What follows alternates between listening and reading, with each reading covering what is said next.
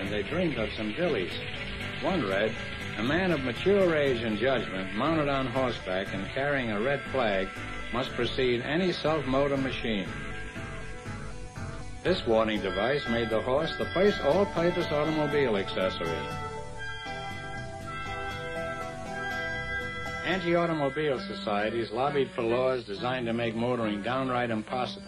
One said, "Any self-propelled vehicle must come to a complete halt upon approaching a crossroad. The engineer must thoroughly examine the roadway ahead and sound his horn vigorously. Then halloo loudly or ring a gong, after which he must fire a gun of sufficiently audible caliber to be heard at great distance. Thereupon he will dismount and discharge a Roman candle, Vesuvius bomb, or some other explosive device as final warning of his approach."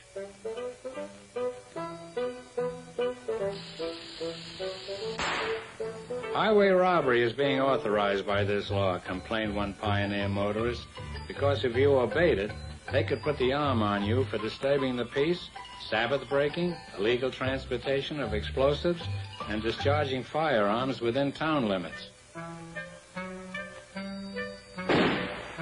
Politicians continued to protect the interests of horses. They believed that the horse would get the vote before women did. In one state, the driver of a car which frightened a team into bolting could be fined up to $100 for each runaway mile. If the horse balked at passing the car altogether, the law required the operator to discharge his passengers. Then he had to convince the horse that the car was really not there by covering it with a cloth painted to resemble the surrounding countryside.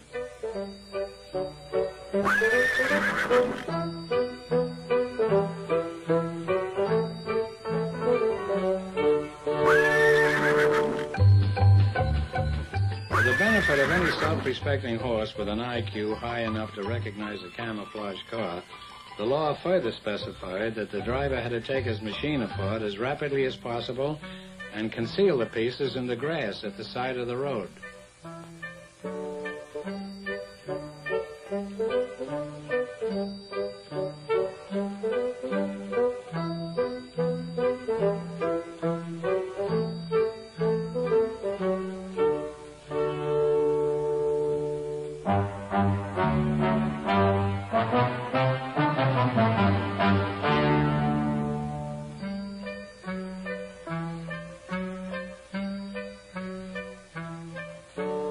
These laws pleased a lot of horses, but they certainly infuriated people, which probably explains why the horse never did get the vote. While motorists were cussing horses and searching through the weeds for missing carburetors, the New York Times editorialized, "Americans will never learn to love the mechanical wagon because they will never get used to speeding along the road behind nothing."